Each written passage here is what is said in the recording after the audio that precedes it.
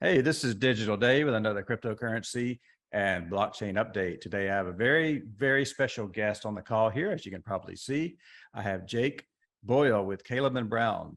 Jake, how you doing? I'm doing well, thanks, Dave. Appreciate you having me on this. Well, I appreciate your time, you taking the time to come here as well. You know, we did our first call about, I don't know how long ago, it was a year and a half ago, maybe. Do you remember? Oh, I think maybe even 2 years ago when we did our first call, I was in Melbourne and we had our original office, which only fit about 20 staff. And now we have the London office and about 6 times more space in Melbourne, Australia. So it must be a while ago. Okay, nice. So yeah, maybe 2 years ago, maybe you're right. Well, first of all, there's a lot of newcomers there, not a lot of new listeners. What is Caleb and Brown? Great question. So Calvin Brown's a cryptocurrency brokerage. So the easiest way to define it is if you think of a brokerage solution that you might use for investing in stocks or investing in other asset classes, maybe even a broker that you use for real estate or gold or silver, we're Mhm. basically taking that business model and applying it to the crypto space. Now, the reason we're doing that is because being such a new asset class and being such a wildly volatile and crazy asset class, which I'm sure we can all agree on, our perspective is that means it's even more critical to have premium solutions in the space. So a Mhm. lot of the work we do is centered around consumer protection. So anyone who works with us, we can buy, sell, and trade cryptocurrencies, but you have the benefit of having a broker, a personal broker, and a whole team surrounding that broker 24/7 around the world supporting your account. So Mhm. any issues with if you have an inquiry about the market, if you're concerned about security, if you want help setting up wallets, if you've got a really difficult transaction in a company or a trust or whatever the case may be, Mhm. our job is to be the company that picks up the phone and helps with those inquiries and makes sure that regardless of what's happening in the market, your assets are safe, you're protected, you know what's going on, and you can worry about your day without stressing more than you need to about cryptocurrency. That's pretty much what Calvin Brown does. Yeah. Okay. That's really cool. We'll go back to talk more about what you guys are doing little bit later on. But the main reason I want to get you on the call now, Jake, is I know that you've been in the U.S. You were in the U.S. recently, and you were attending crypto conferences and NFT conferences. And what did you discover while you were in the U.S.? What did you discover at these conferences? Yeah, so I think that so I was in Texas and I went to a conference in Texas, Consensus, which is one of the larger crypto events over there. Right. And then after being in Texas, I spent some time in Florida and then I made my way to New York where I went to NFT NYC. And over that period of time, the sentiment of the year hasn't been excessively positive in cryptocurrency and the NFT Mhm. space. So Right. what was really curious was actually meeting the businesses and meeting the people who are pioneering innovation and seeing what their attitudes are. I'd say the biggest takeaway would be remembering that price volatility and actual utility are completely different things. So whilst prices and the hysteria that you see on Twitter and the news and so forth may change, which it does every other year and every other month, as we know, Mhm. what's important is what's actually being built and being able to meet with a number of the companies that we work with, a number of the companies and individuals we've worked with for several years now. It Mhm. gave us a lot of exposure, it gave me a lot of exposure to what's actually happening in the space, which gave me a lot more optimism because in a period of time where there are the NFT space is notorious for having some, pump and dumps or scams or rug pulls, whichever term you wish to use. Mhm. It was quite it made me pretty optimistic to see projects that are actually building real utility and working with regulators, working with any kind of body that legitimizes what they're doing. Mhm. So the conference as a whole was really just a good opportunity to see what other companies are doing because we're kind of in our own bubble a lot of the time when you're working crazy hours and things like that in London and Melbourne. That's cool. Yeah. So overall, the sentiment was, I mean, what do you think though? Is the sentiment obviously this year, 2022 has just not been very exciting in as far as the price movement goes, but people are still building, like you said, you made a key point, people are still building and the legitimacy of a project does not represent the price always. Like a price can just be in the dumps forever, but these projects can continue to build and grow. Meanwhile, the price stays flat. People say, "Oh, this project's a scam," but this so and so project, coin or crypto hasn't moved in ages. This is a horrible pig. I'm going to jump to something else. So obviously the sentiment is, you've discovered people are just continuing to build, and did you sense some optimism though, as far as the market this year for 2022? I would say that a lot of the optimism that I got from the conversations I had and the people I met was very consistent with how long they've been in the industry for. Nice. So anyone that I spoke to or anyone who was at the event who had just got into crypto 3 or 4 months ago, Mm. they were the ones who were thinking, you know what, I'm going to start looking at a different asset class. Cryptocurrency is not for me. Bitcoin's a scam, Ethereum's going to zero. And that was the kind of attitude that they would have, because, which I don't blame them for, because if you see something go down in price, you're naturally going to be skeptical. Mm. However, anyone who's been in cryptocurrency for several years, which a lot of the people I met had been in the industry for a very long time, Mhm. they understand that there are market cycles, there are greater macroeconomic variables that impact this industry, being how small it is. So they had a lot of optimism on the basis of actually seeing some of the positive sides. Like I'll give you one example. With Three Arrows Capital, with Celsius filing for bankruptcy, Mm. there's a lot of very large multi-billion-dollar cryptocurrencies that are just completely fallen from grace. Yep. What's really interesting is I was speaking to people who were saying, Jake, you know who got paid back first when these companies were on the way going under? It was a lot of the DeFi protocols, whereby the loan had been on you're utilizing a blockchain and you're doing so to generate a loan agreement. Mhm. They were the ones who got paid first. It's a traditional financial space that's actually the ones who are in hot water right now. Mm. So for me, you can see, yes, the market's not looking too positive. Yeah, there are investors who are really scared. But Mhm. for those who have actually invested the time into understanding the ecosystem over the years, they can Mhm. actually see a lot of real positive utility and opportunity within the ecosystem. And that's what I really liked. Yeah, yeah, that's interesting. You said that too, because I've seen it too. I've been in crypto for more than 5 years, and I've been through some cycles, and I see it as well. People that hop in, they buy at the top, and they buy near the top, and then the price goes down. And these are the newcomers, like you said, that's been in the space for 3, 4, 5 months, and these are usually the people that say, okay, Bitcoin's a scam and Ethereum's going to zero. It's funny you said Ethereum going to zero. I heard that back in 2018. I heard a lot of people saying Ethereum's going to go to zero. It's funny you said that again 4 years later. Yeah. And usually the newcomers say that, and the people, it's not for let's just say this: crypto is not for the faint of heart. Especially if you have a lot of money into it. But I also will say that patience pays off, because it can take up to 4 years to really see, your portfolio really skyrocket. It's all about timing. If you buy at the top, I tell people, if you bought at the top, you might have to wait 3 or 4 years. And that's just the reality. That's not a lot of time if you think about the potential ROI from a lot of these projects. And yeah, that's interesting. You said that. And yeah, and you've been in the space a long time too, Jay. How long have you been trading cryptos? Since 2012, 2013, but I've been working professionally in the space since 2016, 17 period. Okay. So the majority of my adult life, I'd say. Okay, good. So you're a true OG then, if you started in 2012, getting Yeah. So Bitcoin. everything from Mount Gox, Quadriga X, you Okay. name it, like Okay. dodged bullets over the years.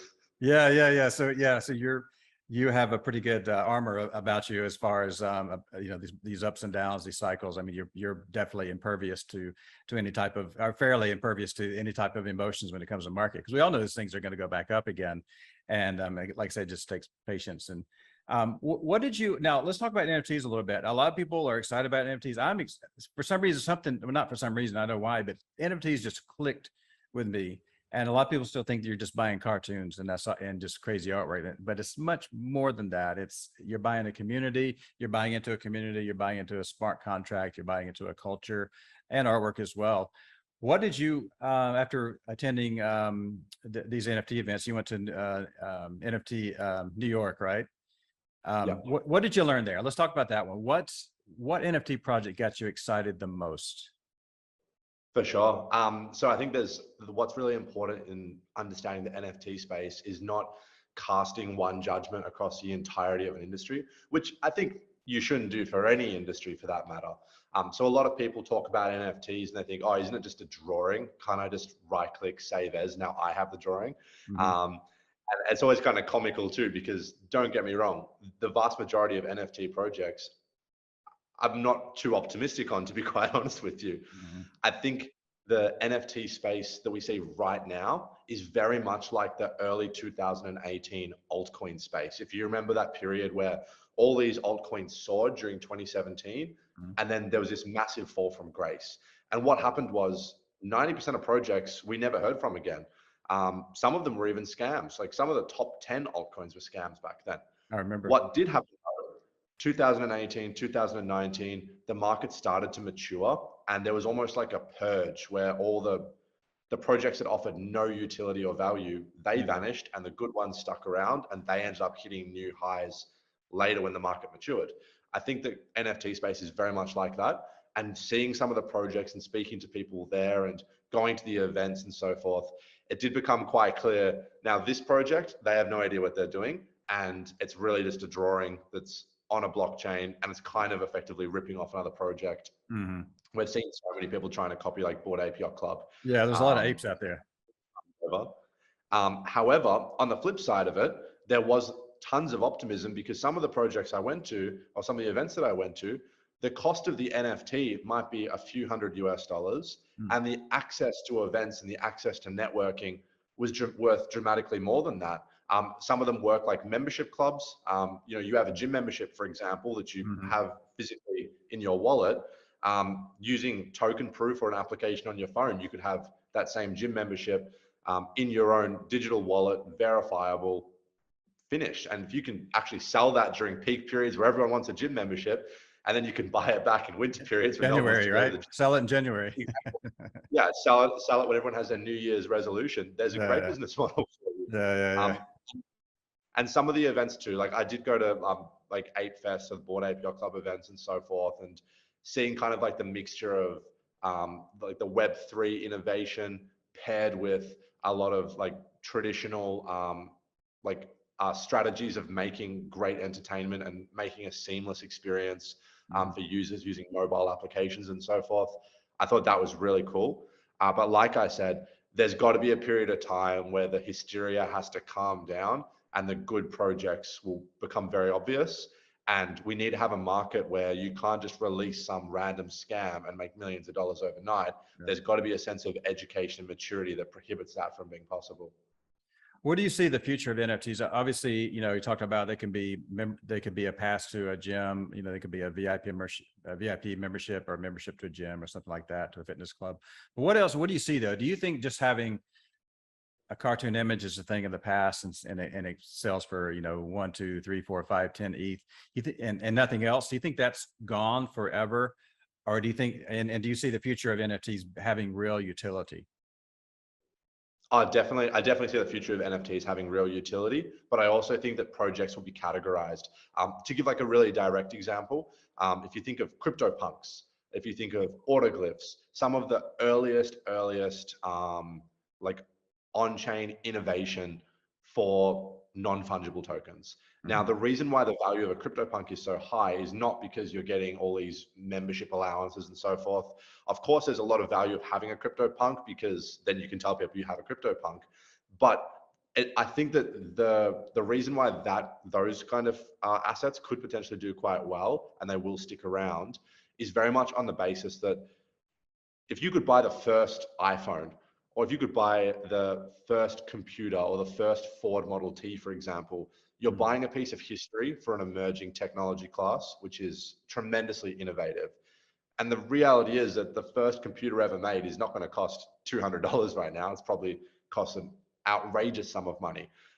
So for a lot of people, cryptocurrency and blockchain technology, being able to own a CryptoPunk is effectively owning like the roots of history of how a blockchain works and how things can be identified within it. So I think that there is one cornerstone of the NFT space, which is going to be the history, like the proof of innovation from its earliest onset. But then Mhm. there's also going to be this dramatic industry of utility-based NFTs where you actually get direct value for that ownership, be it from a community, be it through in real life or real world benefits, whether it's, there are some like I know Party Degenerates is one project that has Mhm. in real life events and music festivals and so forth that you can Yep. get utility from. And there's several projects that offer things of that sort. They'll stick, if they have good events and people like it, and there's a limited supply of the token, I mean, supply demand, they could be extraordinarily successful. I just think that we've got to get through that period of uncertainty, and then we'll be able to one day look back and say, look, crypto punks have got this industry, and all the modern utility-based NFT projects, they've consolidated the utility space where you actually get a return on investment and in real life benefits or online benefits. That's where I think we're going to go.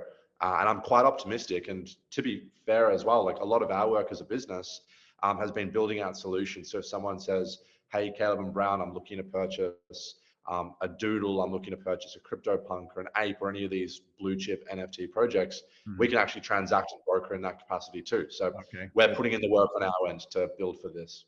Okay, that's good. Yeah, I remember you told me a while ago that you were able to buy Bored Apes BAYC for clients. So now you're buying doodles. You're buying basically any blue chips now. That's great. They're good to know that, because it's a daunting space. People using MetaMask and go to OpenSea. It's daunting for a lot of people. MetaMask just has it's kind of it's a learning curve to use that for newcomers, for sure. Absolutely, for sure. I want to talk to you. We're talking about utility. Here's another thing too, Jake. I'm seeing a lot of NFTs that have staking capabilities. And I don't know what you saw at the conferences, if you saw ones that are staking, but I'm seeing projects on the Theta blockchain that have staking capabilities. People creating their own coins on the TNT20 token. Of course, there's the ERC20s for Ethereum. Have you seen are you seeing that too on your side of the world? Yeah, definitely. So a lot of the NFT projects, be it on Ethereum, be it on Theta, whatever kind of network they operate on, the whole idea of staking and lockup periods as well has existed in the crypto space for a little while now. And we've seen when it works really well, and we've seen when it works horrendously poorly. So I hope that the NFT space can kind of take heed from that and create structures where, well, if you're providing staking and you're generating tokens by virtue of owning an NFT, there has to be some economic logic behind that. You can't be just making tokens out of thin air and assuming there's going to be a corresponding dollar value or Bitcoin or Ethereum value to those tokens. Right. But that's where it comes back to maturity again. If the space matures, if consumers start to ask these questions, or if they start asking their broker to look into it and get the answer to the questions for them, then I think it becomes an easy filtration process.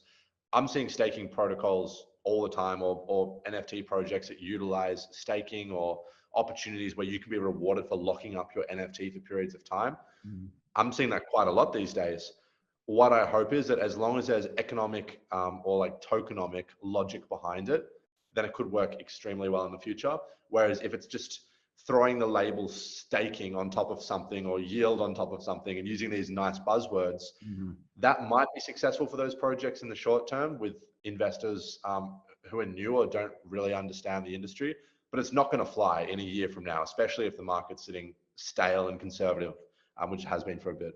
Yeah, that's the risk of creating your own token, is that when the market dives, those dive the most, and sometimes they don't recover.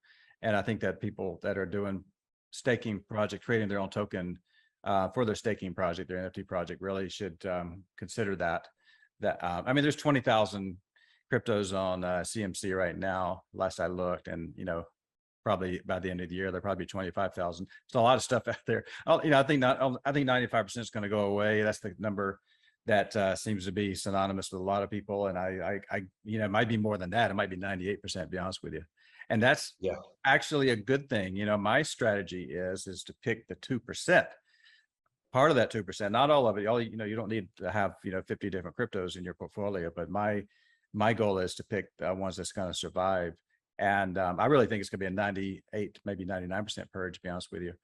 And that's good for a couple of reasons. It gets rid of the stuff that doesn't need to be there, but it also makes these really legitimate projects and makes them go up in value, and realize their true value. There's a lot of fantastic projects out there, solid, rock solid, impenetrable, unhackable, crazy supplement, project's been around for a long time, and the price just doesn't do anything because, they don't have the marketing budget or whatever. They don't have the buzz, whatever. Maybe these are going to really rise up to the top when these other ones just fall, disappear on us. Jake, let me ask you. Okay, you mentioned just one last question about NFTs. You mentioned Doodles. You mentioned Bored Ape. You mentioned Punks. Those are blue chips. What do you see an up and coming blue chip, in your opinion? That's certainly $1 million question. I guess I would take it back to what I was saying before about if there are projects that are genuinely building and they have strong communities, even when it's a bear market, that's probably one of the best signs of a project's probability of success. Okay. Again, the reason why I say that is because I'm thinking back to that 2018 period with the altcoins. When the market went down, some of these altcoins, the whole community left. People don't have that much loyalty to altcoin number one or NFT project number two. They'll trade in and out of it.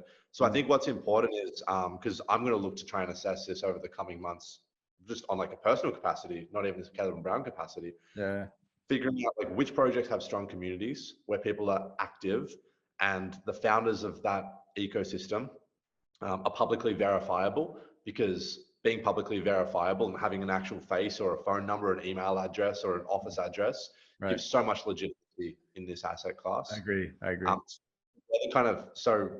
Are the communities strong? Are the founders known? Are the founders actively engaging with that community? When something bad happens, are you hearing it from the horse's mouth, or are you hearing it through some Reddit subreddit forum or a made up Twitter account? They're the kind of variables that I think are really critical right now. And then also, if there is an involvement of staking, if there is a yield you can be generating on that token that you have or that NFT that you have, actually playing devil's advocate and thinking like, is this too good to be true? Is this sustainable? They're the kind of questions that people ought to be asking. Honestly, I think that the blue chips that we see in the next NFT rally, if you wish to call it that, are probably going to be, some of the ones that are already considered blue chips are probably still going to be around. Okay. However, again, looking at the altcoins of 2018, there was a time when BitConnect, which was an outright scam, which is now worth zero, was a top 10 coin. And there were other it was altcoins. A top 10. It was a top 10. Yeah, I remember that now. Yeah, and I even remember random coins that I haven't heard of them for 5 years from rallies back in the day. The reality is that we're probably going to see the exact same thing in the NFT space, where the top 10 of today might be different to the top 10 of tomorrow. Our job is to try and figure out which ones are going to sustain themselves. I mean, that's what everyone who's probably watching this is wanting to try and achieve. And that's why I think kind of rule book is important. Okay. Now, if a client were to call you up tomorrow, or today, whenever, if a client were to call you up and say, I want to buy an NFT, what would you suggest? What would you tell them? I know I'm putting you in a corner here, Jake. You can't dodge this question too. I don't know. That's fine. That's fine. No, I mean, tell me what you can. I'm just saying, if a client were to call you up, say, I want to buy an NFT, would you make a recommendation, or would you just say you need to pick it and we'll go from there? Good question. So legally, we're not allowed to provide direct financial advice. We can't call a client and say, you must buy a CryptoPunk and you should not buy that other NFT, or you need to invest in Ethereum instead of Bitcoin. We can't do that. What we can do though, is we can speak to a client, get an idea of what they're looking at, and they might have, say, 6 different NFTs and 6 different cryptocurrencies that they want for their portfolio. Now, whilst we can't say, hey, Dave, these are horrible ideas, and buy this one right now, it's guaranteed to go up 10x. We can't do that. However, we can sit with the client and go over all the pros and cons, all the facts regarding all the ideas they have, and provide absolute objectivity. There's a lot of noise in the space with cryptos and NFTs. Our job is to cut through the noise and get straight to the facts. And that way we can call up a client, we can organize a meeting the next day or the next week and say, well, look, our team has assessed the projects that you've mentioned you're kind of interested in. These 2 here have some serious red flags. Here's the information for you. These ones over here have performed exceptionally well in the last 12 months. Their trade volume might be higher. The community engagement for this NFT project is 20 times this other one that you mentioned. So we can present the facts in such a way where the client then thinks, they're not thinking, oh, Jake can't provide financial advice, he's useless. They're thinking, it's annoying that Jake can't provide financial advice. However, the information I've received from Caleb and Brown has made me feel so much more confident and knowledgeable about what I'm doing that I can actually make that decision myself and feel empowered to do so with the benefit of facts and experience backing it. So that's Good answer. the approach. Yeah. Okay. Great answer. This might be confidential, and if it is, just don't answer, obviously. What can you tell me? What are the top 5 besides Bitcoin and Ethereum? Can you tell me what are like the top 3 or top 5 cryptos that people are buying from you guys? For sure. So generally speaking, our business, the trade volume that the cryptocurrency space has as a whole is fairly accurately reflective of the trade volume we have. Hence, you mentioned Bitcoin, Ethereum right off the bat. A lot of the coins we get a ton of volume in are the ones where they're quite popular, but they're very difficult to obtain, or they have issues with slippage, or maybe some of the exchanges are not that reliable.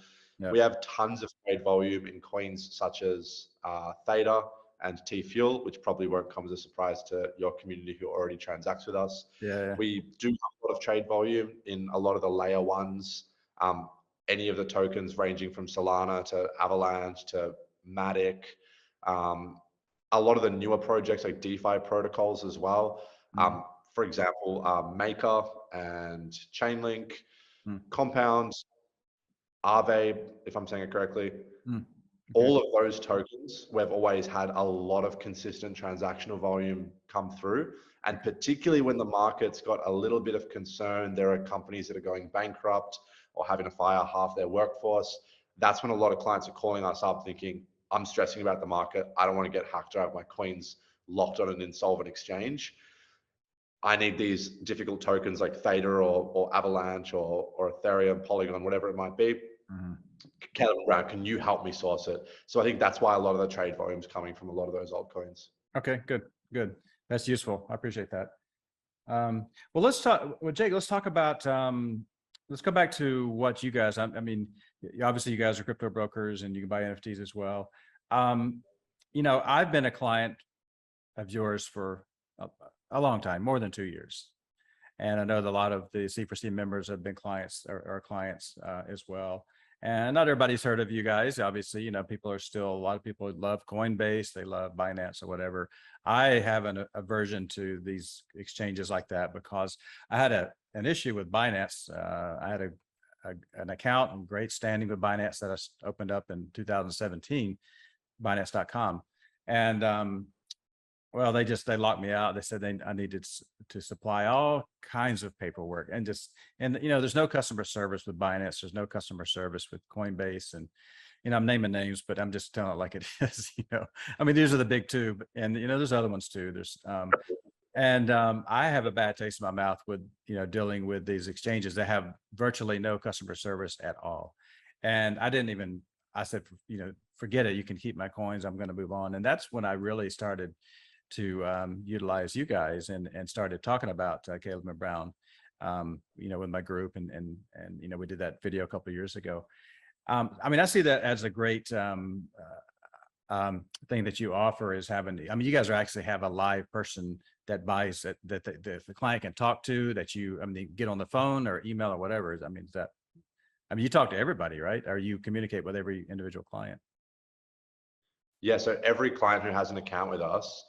To give you like a really direct example, if someone's watching this video when it's put live, if they literally got their phone and emailed their broker without looking at the time or anything, they will 100% guaranteed get a reply. If they say, I need a call urgently, you're going to get a call urgently. And how we've structured it is, and this is one of the big changes we've had as a business since we last did a video together, because we've got our office in London, we've got our HQ in Melbourne, Australia. We've got just over 70 staff worldwide at this point. For those reasons, we can offer a 24/7 service. So it could be Christmas Day, and you're cutting a cake with your family, and of course you're looking at the crypto market. You want to make a purchase or sell something, and if you send an email, if you call your broker, if the broker's not available, there's a team supporting them, and they have full context on your account as well. So the number one thing on our end is the markets are volatile, things can be scary. no one's got a crystal ball, unfortunately, to predict the future with 100% accuracy. But if you've got no one you can speak to and you're financially entrusting your wealth Mhm. with certain companies and you can't even speak to anyone about it, I'm not sure how scalable that's going to be for the industry. So that's why we're doing what we can to fill that void. That's great. Good. Because when more than 2 years ago, you had only you only had offices in Melbourne, Australia. Now you're in London right now, and you obviously you have an office in London. And I mean, it looks like you guys have grown quite a bit since I started, using you guys and talking about you guys. So I mean, that's good. So I mean, to me, it's a no-brainer using a broker, especially with large amounts, because if somebody's investing tens and hundreds and thousands of dollars, $1 million plus, or whatever. I mean, it seems kind of silly to be using an exchange where you have if you mess up or your account gets frozen, you got nobody to talk to. You talk about panic. That's called panic right there. And I've been a fan of you guys. I really appreciate what you guys have done. And let me say this too. I'm giving you a nice plug here, and I'll tell it like it is. I get a lot of feedback in my Patreon group, people that's used your company, and I get basically nothing but absolutely positive feedback. I mean, I'm talking 99%.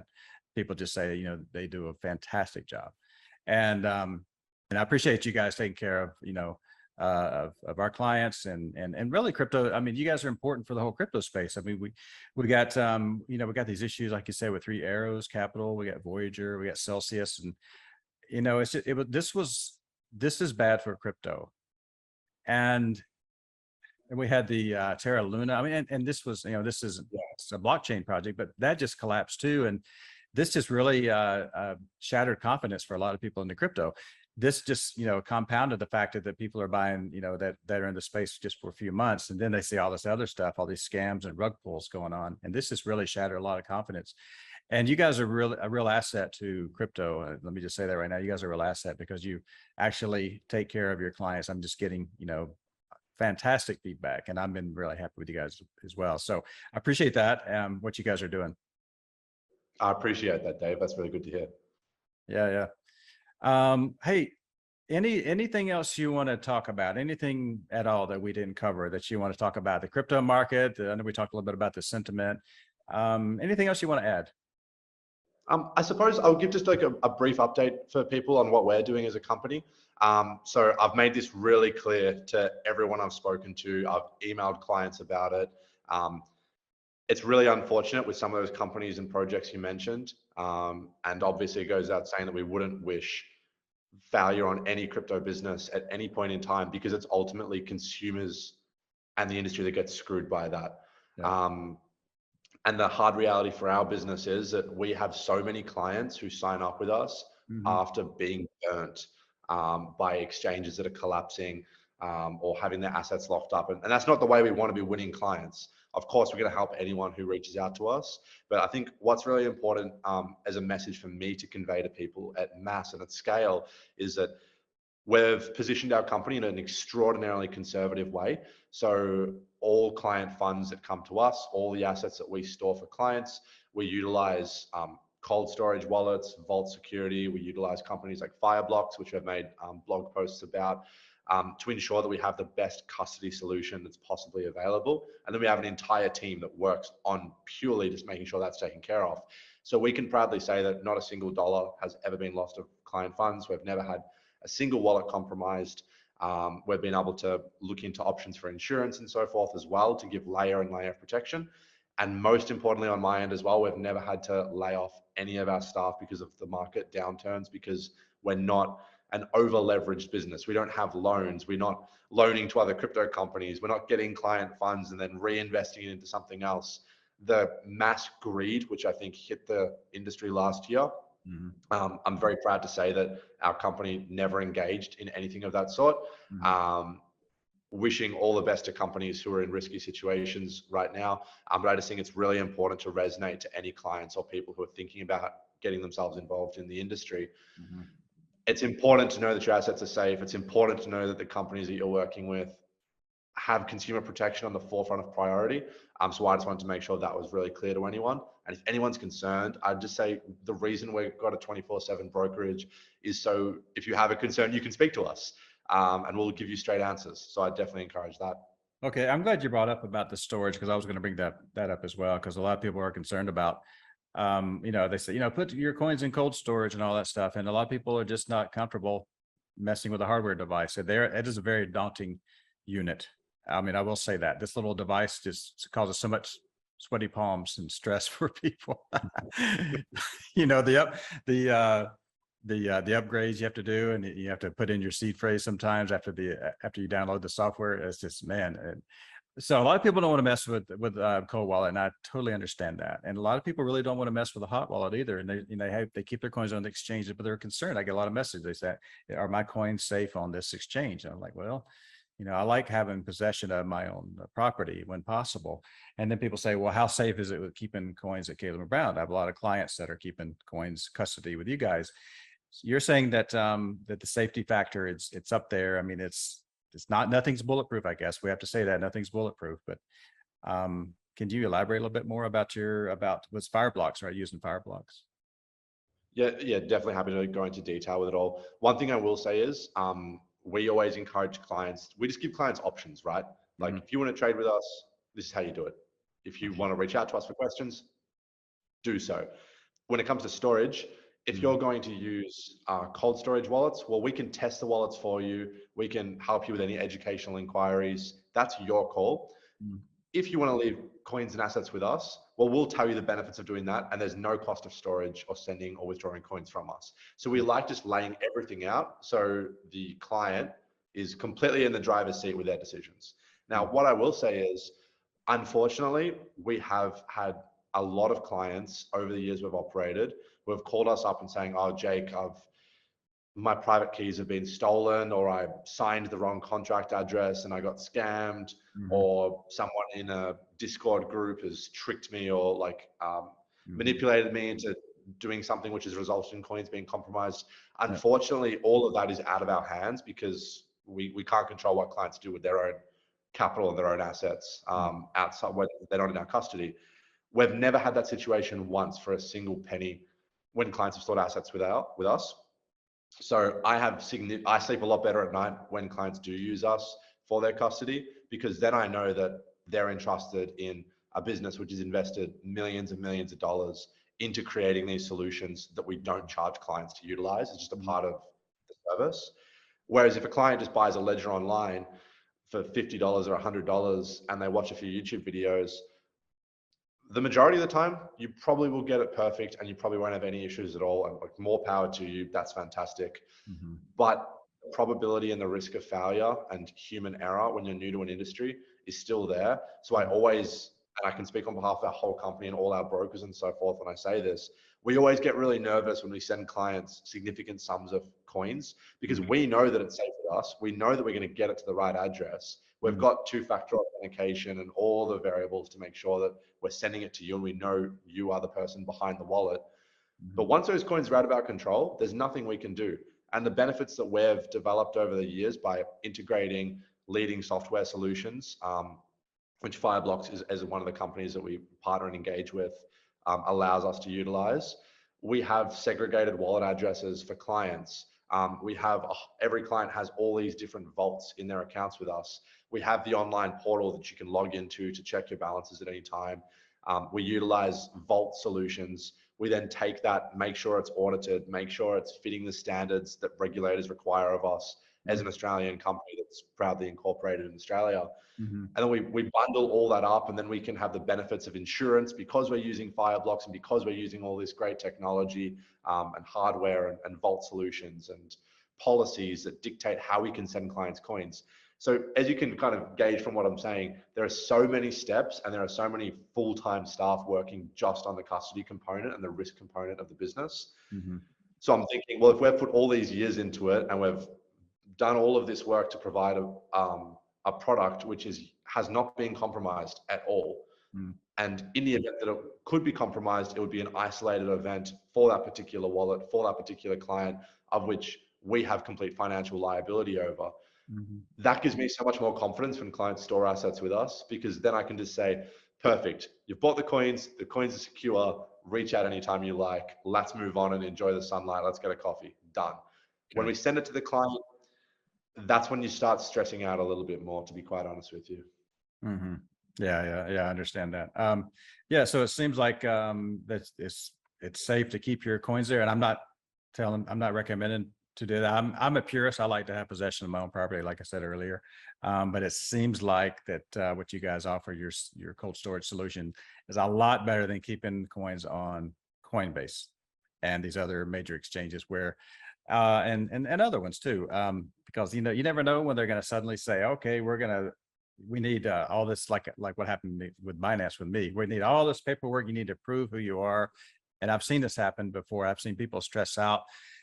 They're trying to do this facial recognition on this app and it's not registered. And they're just stressing out. They get all this money in there. They said, I can't do anything. There's nobody to talk to. And I mean, I feel confident about what you guys offer if, keeping cryptos with you guys. Because, like I said, you're sending crypto to someone's wallet, a new user, and that, maybe they give you the wrong address, or maybe they don't, whatever. And then they look at you like, hey, what happened? And you're like, well, we did our deal, right? But crypto is a very, very complicated thing to control. And, it is, like I said, it's not for the faint of heart. It's are your coins safe? Is the market going to go up or down? Do I sell now? Do I buy now? There's so many things going on, and security and storage is probably the last thing people need to worry about. And I'm glad that you guys offer your cold storage options over there, and that's a great asset as well for the space.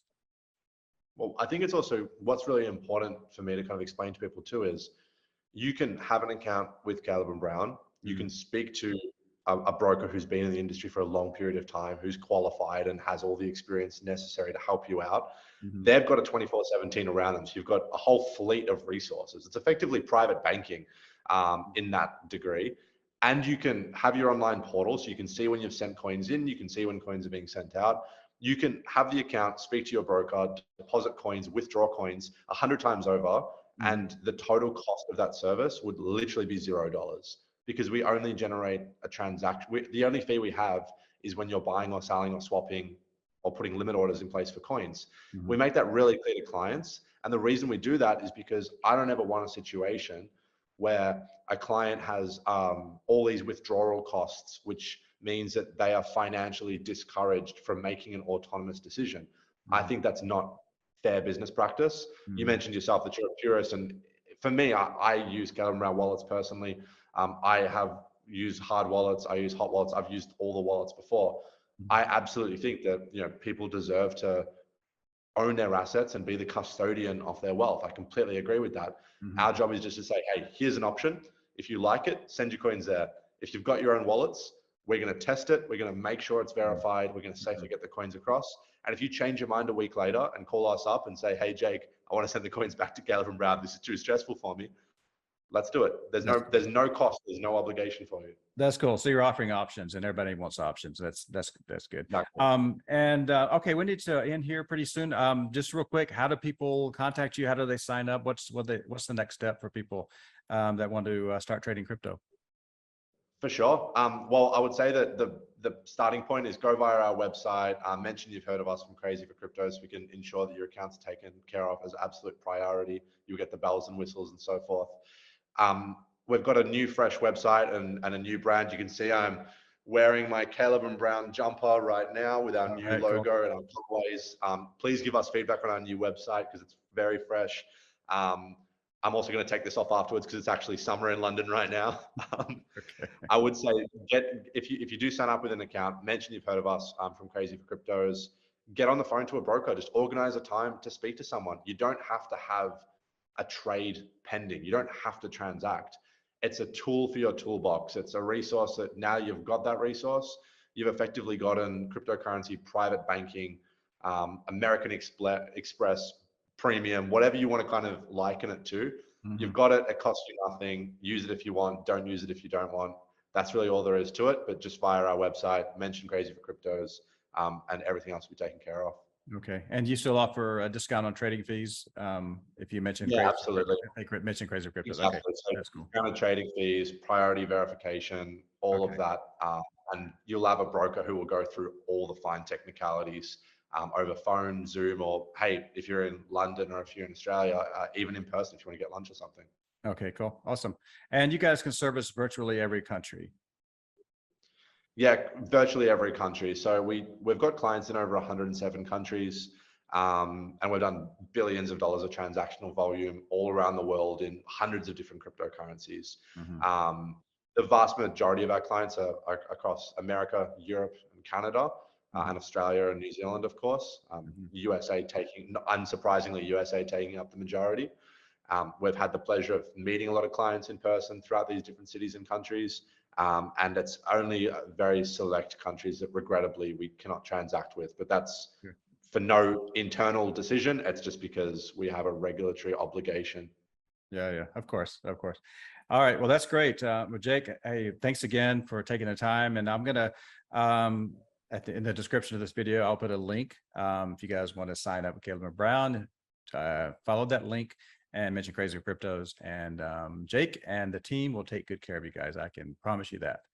All right, Jake, thanks again for your time, and enjoy your day. And hey, let's don't wait 2 years to talk again. I think that's a long stretch there, wasn't it? Huh? Yeah, exactly. That's a little too long. So look, thanks so much for your time, Dave. Appreciate Okay. it as always. We'll be in touch real soon. All right. Sounds good. All right. This is Digital Dave signing off. See you guys next time.